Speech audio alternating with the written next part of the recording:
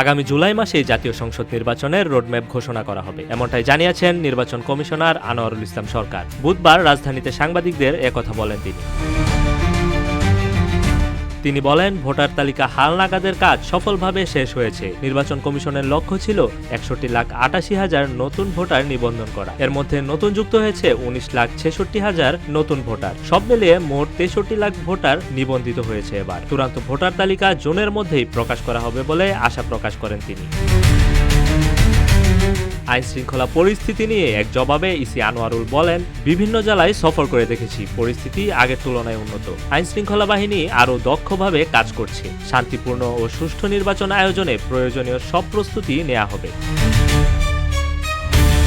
অন্তর্বর্তী সরকারের আইন উপদেষ্টা ডক্টর আসিফ নজরুল বলেছেন, অন্তর্বর্তী সরকারের প্রধান উপদেষ্টা ডক্টর মোহাম্মদ ইউনূসের প্রতিশ্রুতি অনুযায়ী ডিসেম্বর থেকে জুনের মধ্যে যত দ্রুত সম্ভব নির্বাচন অনুষ্ঠিত হবে। যে যাই বলুক, জুনের পরে নির্বাচন যাবে না। বুধবার রাজধানীর বেইলি রোডে রাষ্ট্রীয় অতিথি ভবন যমুনার বাইরে এক প্রেস ব্রিফিংয়ে সাংবাদিকদের এসব কথা বলেন তিনি। জাতীয় নির্বাচন নিয়ে অন্তর্বর্তী সরকারের পরিকল্পনা তুলে ধরে তিনি আরও বলেন, নির্বাচনের ২ মাস আগে রোডম্যাপ ঘোষণা করা হবে।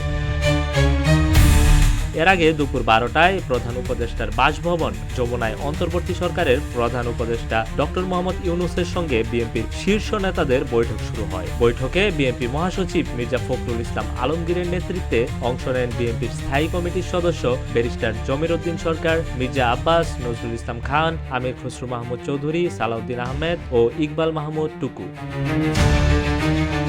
তৌহিদুর রহমান, রূপালী বাংলাদেশ।